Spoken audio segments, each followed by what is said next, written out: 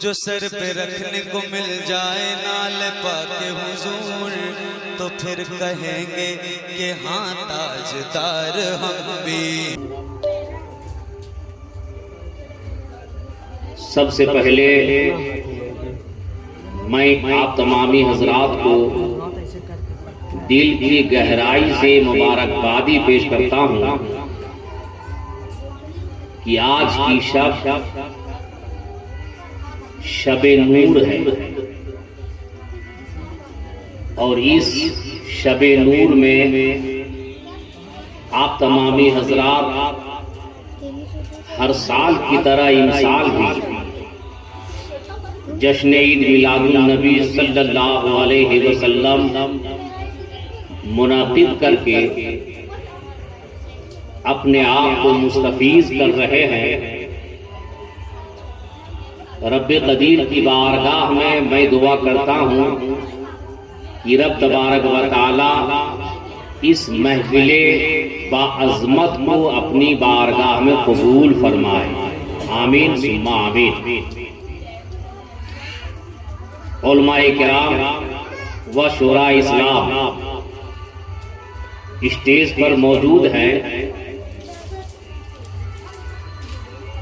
بہت مختصر وقت میں قرآن و حدیث کی روشنی میں کچھ باتوں کو آپ کے گوش گزار کرانے کے لیے میں حاضر آیا ہوں۔ سب سے پہلے تلاوت شدہ آیت کریمہ کو آپ سماعت فرمائیں۔ رب تبارک و تعالی ارشاد فرما رہا ہے، قد جاءکم من اللہ نور و کتاب مبین، جس کا ترجمہ یہ ہے کہ تحقیق اے لوگوں تمہارے پاس رب کی طرف سے ایک نور آ گیا اور ایک روشن کتاب آ گئی۔ یہ قرآن عظیم کی آیت کریمہ اور اس کا ترجمہ جو میں نے آپ کی بارگاہ میں پیش کیا۔ اب اس کی تھوڑی سی وضاحت میں کرنے جا رہا ہوں، آپ اسے سماعت فرمائیں۔ رب قدیر نے اس آیت کریمہ میں دو چیزوں کا ذکر فرمایا ہے۔ ان دونوں چیزوں میں سے ایک چیز کا نام ہے نور اور دوسری چیز کا نام ہے کتاب مبین۔ لیکن ان دونوں چیزوں میں سے رب نے جس کو مقدم رکھا، یعنی جس کا ذکر رب نے پہلے کیا، وہ ہے نور،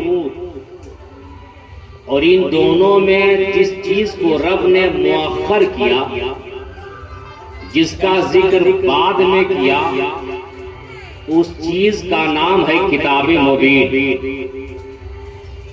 ہم سب کو رب تبارک و تعالی کے ہر فرمان پر ایمان رکھنا ہے اور ایمان رکھتے ہیں۔ رب نے قرآن میں جو فرما دیا اس پر ہمارا اور آپ کا ایمان ہے، من و عن، ساری باتوں پر ہمارا اور آپ کا ایمان ہے۔ لیکن رب تبارک و تعالی نے اس آیت کریمہ میں سب سے پہلے نور کا ذکر کیا اور بعد میں کتاب مبین کا ذکر کیا۔ اب نور سے مراد کیا ہے جس کا ذکر رب نے پہلے کیا، اور کتاب مبین سے مراد کیا ہے جس کا ذکر رب نے بعد میں کیا۔ بس اسی ٹاپک پر آج تھوڑی سی ہماری گفتگو گردش کرے گی۔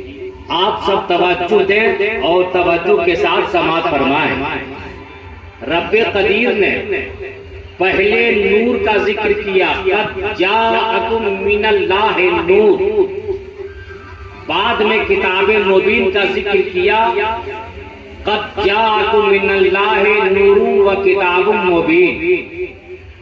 پہلے نور کا ذکر رب نے کیوں کیا؟ بعد میں کتاب مبین کا ذکر رب نے کیوں کیا؟ پہلے کتاب مبین کا ذکر ہو جاتا تو حرج کیا ہوتا؟ بعد میں نور کا ذکر ہو جاتا تو حرج کیا ہوتا؟ تو مسلمانوں غور کرو، رب تبارک و تعالی عالم الغیب والشہادہ ہے، حکمتوں کو جاننے والا ہے، اور رب تبارک و تعالی ساری کائنات کا خالق بھی ہے، مالک بھی ہے. رب تبارک و تعالی جس کو جب چاہے دنیا میں بھیجے، جس کو جب چاہے روک لے. یہ تو رب کی مرضی ہے، یہ تو اللہ کی مرضی ہے.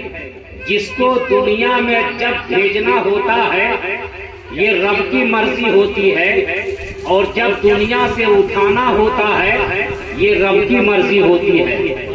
ایسا نہیں ہے کہ ہم آج دنیا میں آنا چاہ رہے ہیں تو ہماری پیدائش آج ہو جائے، یا کوئی انسان دنیا میں آج پیدا ہونا چاہے تو اس کی پیدائش آج ہو جائے. ایسا نہیں ہے، بلکہ رب چاہے گا تبھی پیدا ہوگا، رب چاہے گا تبھی آئے گا، اور جب رب نہیں چاہے گا تو نہیں آ سکتا ہے. اب اگر ان باتوں کو آپ نے سمجھ لیا ہے تو ذہن کو حاضر کیجئے. رب تبارک و تعالی نے اس آیت کریمہ میں پہلے نور کا ذکر کیا، بعد میں کتاب مبین کا ذکر کیا. اب نور سے مراد کیا ہے؟ تو اس بات پر تمام مفسرین اتفاق کرتے ہیں کہ نور سے مراد کچھ اور نہیں ہے، بلکہ نور سے مراد نبی کی ذات ہے، مصطفیٰ کی ذات ہے. اور کتاب مبین سے مراد کوئی دوسری کتاب نہیں ہے، بلکہ کتاب مبین سے مراد قرآن پاک ہے. اب بات سمجھ میں آ گئی کہ رب تبارک و تعالیٰ نے پہلے نور کا ذکر کیا، بعد میں قرآن کا ذکر کیا. اے رب قدیر ایسا کیوں کیا؟ پہلے کتاب یعنی قرآن کا ذکر ہو جاتا تو حرج کیا ہوتا؟ بعد میں نور کا ذکر ہوتا تو حرج کیا ہوتا؟ تو رب تبارک و تعالیٰ ارشاد فرماتا ہے کہ اے میرے بندو، ایسا میں نے اس لیے کیا ہے کہ دنیا میں قرآن بعد میں جائے گا، میرا محبوب پہلے جائے گا، میرا حبیب پہلے جائے گا. اور دنیا نے یہ دیکھا بھی اور دنیا نے یہ ملاحظہ کیا بھی کہ اللہ کا قرآن بعد میں آیا ہے، اللہ کا محبوب پہلے آیا ہے. سبحان اللہ، سبحان اللہ. نبی پہلے آئے ہیں، قرآن بعد میں آیا ہے. صحیح ہے کہ نہیں ہے؟ قرآن بولو، ذرا زور سے بولو سبحان اللہ، سبحان اللہ. سارا مجمع بولے تڑپ کے سبحان اللہ، سبحان اللہ. محفل کو زندہ رکھیے گا. بہت زیادہ وقت لے کر کے نہیں آیا، تھوڑی سی گفتگو ہوگی، لیکن انشاءاللہ العزیز آپ تمامی حضرات کی طبیعت متل جائے گی. اس لیے کہ میں جو گفتگو کر رہا ہوں اپنی طبیعت سے گفتگو نہیں کر رہا ہوں، نبی کی شریعت سے گفتگو کر رہا ہوں. تاجدار مدینہ، راحت قلب و سینہ، فیض گنجینہ، حضور نبی کریم رؤوف الرحیم، سرکار دو عالم، نور مجسم، فخر بنی آدم، حضور احمد مجتبی محمد مصطفیٰ صلی اللہ تعالی علیہ وآلہ وسلم اس دنیا میں پہلے تشریف لائے ہیں، قرآن بعد میں آیا ہے. اور مسلمانوں جانتے ہو معاملہ کیا ہے؟ سرکار جب اس دنیا میں تشریف لائے تو سرکار کے آنے کا انداز اتنا نرالا تھا، اتنا نرالا تھا. آج 12ویں شب ہے جس کو شب نور کہتے ہیں. آج وہ رات ہے جس رات میں کوئی دنیا دار نہیں آیا ہے، بلکہ مجھے کہہ لینے دیا جائے کہ آج کی رات دنیا دار کی آمد کی رات نہیں ہے، مدینے کے تاجدار کی آمد کی رات. سبحان اللہ، سبحان اللہ. سرکار دو عالم صلی اللہ علیہ وسلم آج ہی کی شب میں 12 تاریخ کو دنیا میں تشریف لائے، لیکن عالم یہ تھا، رات کہہ رہی تھی رب کی بارگاہ میں اے میرے مولا بھیج دے تو اپنے محبوب کو، جس محبوب کے لیے تو نے دن اور رات کو پیدا کیا ہے، زمین اور آسمان کو پیدا کیا ہے، چاند اور سورج کو پیدا کیا ہے، شمس و قمر کو پیدا کیا ہے، برگ و ثمر کو پیدا کیا ہے، خشک و تر کو پیدا کیا ہے، جن و بشر کو پیدا کیا ہے، جن کے لیے ملک بنے ہیں مولا انہیں بھیج دے، جن کے لیے فلک بنے ہیں مولا انہیں بھیج دے، جن کے لیے چمک بنے ہیں مولا انہیں بھیج دے، جن کے لیے عرب بنا ہے مولا انہیں بھیج دے، جن کے لیے عجم بنا ہے مولا انہیں بھیج دے، جس کے لیے آسمان بنا ہے مولا انہیں بھیج دے، جس کے لیے کہکشاں بنا ہے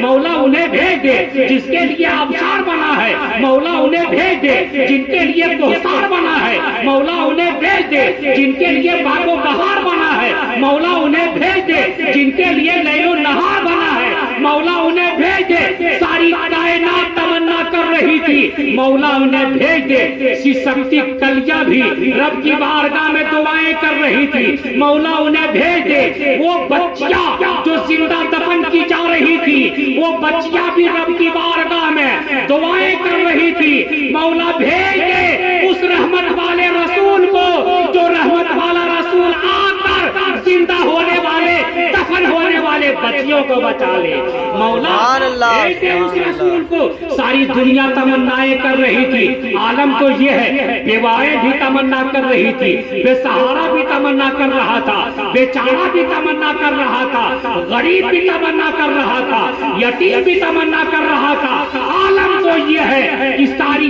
کائنات رب کی بارگاہ میں تمنا کر رہی تھی اور دعائیں کر رہی تھی، اے پروردگار عالم بھیج دے اس رسول کو، جو رسول ساری کائنات کے لیے مقصد کائنات ہے، ساری دنیا کے لیے شاہکار کائنات ہے۔ اے میرے مولا بھیج دے اس رسول کو جس کے لیے تو نے ساری کائنات کو پیدا فرمایا۔ سبحان اللہ، اللہ اکبر، یا رسول اللہ، زندہ آباد، زندہ آباد، زندہ آباد۔ ساری کائنات تمنا کر رہی تھی مولا بھیج دے اس رسول کو جس کے لیے تو نے دنیا کو سجایا ہے، جس کے لیے تو نے کائنات کو بنایا ہے، جس کے لیے تو نے کائنات کی شادابیوں کو پیدا کیا ہے، رنگینیوں کو پیدا کیا ہے، جس کے لیے مولا تو نے ساری کائنات کی تخلیق فرمائی ہے۔ اسی لیے تو رات کہہ رہی تھی مولا اسے بھیجنا ہوگا تو دن کے اجالے میں نہ بھیجنا، رات کے اندھیرے میں بھیجنا۔ رات رب کی بارگاہ میں دعا کر رہی تھی مولا رات میں اس محبوب کو بھیجنا، دن کم نہیں تھا، دن بھی رب کی بارگاہ میں التجائے کر رہا تھا۔ اے میرے مولا وہ نور والا رسول جب آئے دنیا میں تو مولا رات کے اندھیرے میں نہ آوے، دن کے اجالے میں آوے، دین میں بھیج دے۔ گویا کہ دین بھی تمنا کر رہا تھا مولا انہیں دین میں بھیجنا، رات تمنا کر رہی تھی مولا انہیں دین میں بھیجنا، لیکن رب کی مشیت کو دیکھو، خدا کی چاہت کو دیکھو، خدا کی قدرت کو دیکھو۔ خدا پاک نے اس نبی کو، اس رسول کو ایسی گھڑی میں پیدا فرمایا ہے، ایسے وقت میں پیدا فرمایا ہے کہ رات کی اندھیری جا رہی تھی اور دن کا اجالا آ رہا تھا۔ سبحان اللہ، رات کی اندھیری جا رہی تھی، دن کا اجالا آ رہا تھا۔ ایسے وقت میں اللہ تبارک و تعالیٰ نے تاجدار عرب و عجم کو پیدا فرمایا، آمنہ کی گود میں پیدا فرمایا۔ لیکن مسلمانوں آج دنیا میں ہر ایک کے گھر بچے پیدا ہوتے ہیں، آپ کے بھی گھر بچے پیدا ہوئے، ہمارے گھر بھی بچے پیدا ہوئے، دنیا کے ہر آدمی کے گھر میں بچے پیدا ہوتے ہیں، لیکن سب کی پیدائش کا عالم اور ہے، ہمارے نبی کی پیدائش کا عالم اور ہے، سب کا پیدا ہونا اور ہے، رسول اعظم کا پیدا ہونا اور ہے۔ اس لیے میں کہہ رہا ہوں کہ دنیا کے تمام گھروں میں بچے پیدا ہوتے ہیں، چاہے ہاسپٹل میں پیدا ہو، چاہے گھر میں پیدا ہو، چاہے جہاں پیدا ہو، عالم یہ ہے کہ جب بچے پیدا ہوتے ہیں تو روتے ہوئے پیدا ہوتے ہیں۔ بولو بھائی میں سچ کہہ رہا ہوں کہ نہیں؟ بولو بولو زور سے بولو، سچ بات ہے نا؟ جب بچے پیدا ہوتے ہیں تو روتے ہوئے پیدا ہوتے ہیں. اگر بچے روتے ہوئے پیدا نہ ہو تو گھر والے رونے لگتے ہیں کہ پتہ نہیں یہ زندہ پیدا ہو رہا ہے یا مردہ پیدا ہو رہا ہے, یہ زندہ اور سلامت ہے یا مردہ ہے. بچے اگر روتے ہیں تو گھر والے ہنستے ہیں, اور بچے اگر نہیں روتے ہیں تو گھر والے غمگین ہو جاتے ہیں. بولو صحیح ہے کہ نہیں ہے؟ تو گویا کہ بچہ جب روتا ہے پیدا ہونے کے وقت تو تمام گھر والے خوش ہوتے ہیں, ماں بھی خوش ہو جاتی ہے, باپ بھی خوش ہو جاتا ہے, دادا دادی بھی خوش ہو جاتے ہیں, اہل خانہ بھی خوش ہو جاتے ہیں, حد تو یہ ہے کہ رشتہ دار بھی خوش ہو جاتے ہیں. جب بچے روتے ہیں تو سب خوشی کا اظہار کرتے ہیں, اور اگر بچے نہیں روتے ہیں تو سب غمگین ہو جاتے ہیں. لیکن میں آپ سے کہنا چاہتا ہوں, دنیا کے تمام بچوں کی پیدائش الگ ہے, اس لیے کہ دنیا کے تمام بچے روتے ہوئے پیدا ہوتے ہیں. لیکن میں جن کی بات کرنے جا رہا ہوں, جن کا تذکرہ کرنے جا رہا ہوں, جن کا بیان کرنے جا رہا ہوں, وہ رسول ہمارے ایسے ہیں, وہ نبی ہمارے ایسے ہیں, وہ پیغمبر ہمارے ایسے ہیں کہ ہمارے پیغمبر سرور کائنات صلی اللہ تعالی علیہ وسلم جب اس دنیا میں پیدا ہوئے ہیں تو روتے ہوئے پیدا نہیں ہوئے, بلکہ سرکار جب اس دنیا میں پیدا ہوئے ہیں تو ہنستے ہوئے پیدا ہوئے. سبحان اللہ, سبحان اللہ, اللہ اکبر, یا رسول اللہ, زندہ باد, مرحبا مرحبا. سرکار اس دنیا میں ہنستے ہوئے مسکراتے ہوئے پیدا ہوئے. اب پیدائش میں فرق ہوا کہ نہیں ہوا؟ عام گھر کے بچوں کی پیدائش میں اور ہمارے اور آپ کے نبی کی پیدائش میں بولو فرق ہوا کہ نہیں ہوا؟ اور صحیح صحائح ستہ کی حدیث کی کتاب میں یہ بات بھی موجود ہے کہ سرکار دو عالم صلی اللہ علیہ وسلم جب پیدا ہوئے تو سرکار کی زبان پر کون سا ایسا جملہ تھا, کون سی ایسی صدا تھی, کون سی ایسی بات تھی, تو سنو حدیث پاک میں موجود ہے. دنیا کا بچہ جب پیدا ہوتا ہے تو روتا ہوا پیدا ہوتا ہے, لیکن سرکار جب پیدا ہوئے تو روتے ہوئے پیدا نہیں ہوئے, بلکہ ہنستے ہوئے پیدا ہوئے, اور ساتھ ساتھ اپنی زبان پر رب حبلی امتی کی صدائیں بلند کرتے ہوئے پیدا ہوئے, رب حبلی امتی کہتے ہوئے پیدا ہوئے. آپ جانتے ہو رب حبلی امتی کا مطلب کیا ہوتا ہے, اس کا معنی کیا ہوتا ہے؟ مسلمانوں, رب حبلی امتی, رب حبلی امتی کا مطلب یہ ہے کہ سرکار رب کی بارگاہ میں دعا کر رہے ہیں, اے پروردگار عالم ہماری امت کو ہمارے حوالے فرما دے, اے رب قدیر ہماری امت کو بخش دے, اور ہماری امت کو جنت میں اعلیٰ مقام عطا فرما. سرکار اپنی امت کا خیال کرتے ہوئے پیدا ہو رہے ہیں. کتنا فرق ہے عام بچوں میں اور سرکار میں, کتنا فرق ہے عام بچوں کی ولادت میں اور سرکار کی ولادت میں. سرکار دنیا میں آ رہے ہیں, تاجدار عرب و عجم دنیا میں آ رہے ہیں, تو گھر والوں کو خیال کرتے ہوئے نہیں, اپنی تمام امت کو خیال کرتے ہوئے آ رہے ہیں, سب کو یاد کرتے ہوئے آ رہے ہیں. اور سرکار جب دنیا میں تشریف لائے تو صحائح ستہ کی کتاب میں موجود ہے حدیث پاک میں, سرکار جب دنیا میں تشریف لائے نا تو اپنے دونوں ہاتھوں کو سرکار نے سب سے پہلے زمین پر رکھ دیا. سبحان اللہ, سبحان اللہ, سبحان اللہ. دونوں ہاتھوں کو سرکار نے سب سے پہلے زمین پر رکھ دیا. علماء کرام بیان فرماتے ہیں, محدثین بیان فرماتے ہیں کہ سرکار نے اپنے ہاتھ کو زمین پر اس لیے رکھا. مسلمانوں, آپ کی خواہش یہ ہو رہی ہے کہ نہیں ہو رہی ہے؟ سرکار نے اپنے ہاتھ کو زمین پر سب سے پہلے رکھا سے اس کو سمجھے آپ کی خواہش ہے کہ نہیں ہے؟ تو زور سے بولو نا سبحان اللہ, سب کے بولو ماشاء اللہ. سرکار نے سب سے پہلے پیدا ہونے کے بعد اپنے ہاتھ کو زمین پر رکھا. آخر ایسا سرکار نے کیا کیوں؟ نبی نے ایسا کیا کیوں؟ نبی کا کوئی بھی کام حکمت سے خالی نہیں ہوتا. نبی کا کوئی فعل حکمت سے خالی نہیں ہوتا. نبی نے سب سے پہلے اپنے ہاتھ کو زمین پر کیوں رکھا؟ علماء فرماتے ہیں اس بات کی دلیل ہے نبی نے اپنے ہاتھ کو زمین پر اس لیے رکھ دیا کہ نبی بتانا چاہ رہے ہیں کہ میں بے مختار پیدا نہیں ہوا ہے، بلکہ میں بے مختار پیدا نہیں ہوا ہوں، بلکہ اللہ نے ہم کو تمام کائنات کا مختار بنا کر کے پیدا فرمایا. اللہ نے ساری کائنات کا مختار و ممتاز بنا کر کے پیدا فرمایا ہے. ممتاز صاحب بھی آ رہے ہیں، اسی لیے خدائے پاک نے مسلمانوں نبی کونین صلی اللہ تعالی علیہ وآلہ وسلم کو ممتاز و مختار بنا کر کے دنیا میں بھیجا ہے. اور ایسا بنا کر کے اللہ نے بھیجا، ایسا بنا کر کے بھیجا. آپ پوچھ لیجئے دنیا کی تمام عورتوں سے جب عورتیں حمل سے ہوتی ہیں عورتوں کو تکلیف ہوتی ہے کہ نہیں ہوتی ہے؟ جب عورتیں حمل سے ہوتی ہیں تو عورتوں کو تکلیف ہوتی ہے کہ نہیں ہوتی ہے؟ تمام عورتیں بتائیں گی کہ ہاں حمل کے وقت میں تکلیف ضرور ہوتی ہے.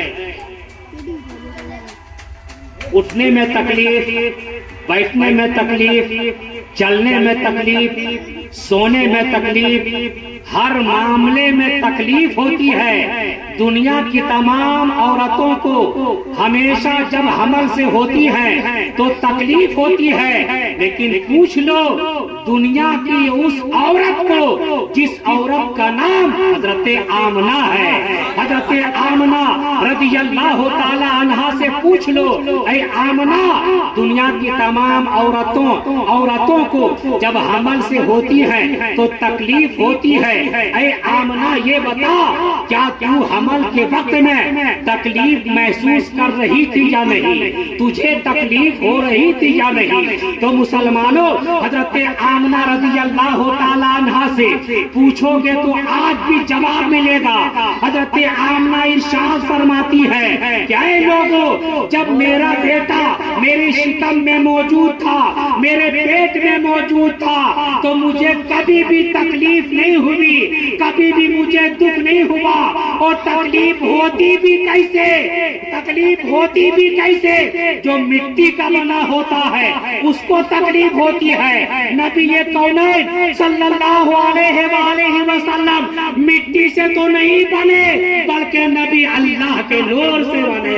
سبحان اللہ سبحان اللہ.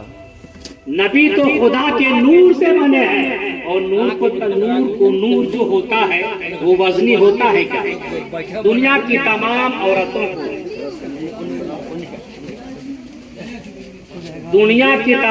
عورتوں کو جو تکلیف ہوتی ہے، جیسے جیسے بچہ پیٹ میں بڑا ہوتا ہے ویسے ویسے ماں کو تکلیف ہوتی ہے، ویسے ویسے ماں کو تکلیف کا احساس ہوتا ہے.